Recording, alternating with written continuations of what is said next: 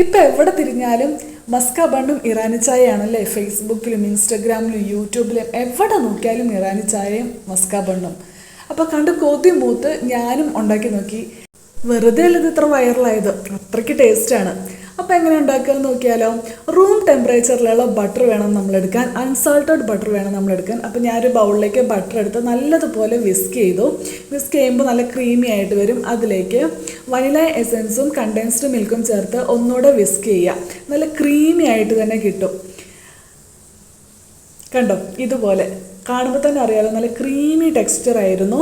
ഇനി ബണ്ണെടുക്കുക. ബണ്ണൊന്ന് പാനിൽ ബട്ടർ ചൂടാക്കി അതിൽ വെച്ചിട്ട് നല്ലതുപോലെ ഒന്ന് ചൂടാക്കി എടുക്കുക.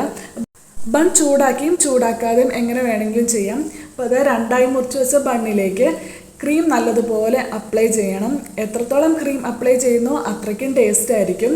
അകം മാത്രമല്ല പുറവും നമ്മൾ ക്രീം അപ്ലൈ ചെയ്യണം. ഇനി നമുക്ക് ഇറാനി ചായ എങ്ങനെയാണ് ഉണ്ടാക്കുക നോക്കിയാലോ.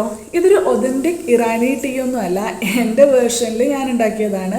ഒരു പാനിലേക്ക് 2 ഗ്ലാസ് പാലെടുത്തതിന് ശേഷം 3 ഏലക്കായ, ഒരു ചെറിയ കഷ്ണം പട്ട, മിൽക്ക് മെയ്ഡ് എന്നിവ ചേർത്ത് നല്ലപോലെ തിളച്ചതിന് ശേഷം ചായപ്പൊടി ചേർത്ത് നല്ലതുപോലെ കുറുക്കിയെടുക്കുക. നമ്മുടെ ഇറാനി ചായ റെഡി ആയിട്ടുണ്ട്.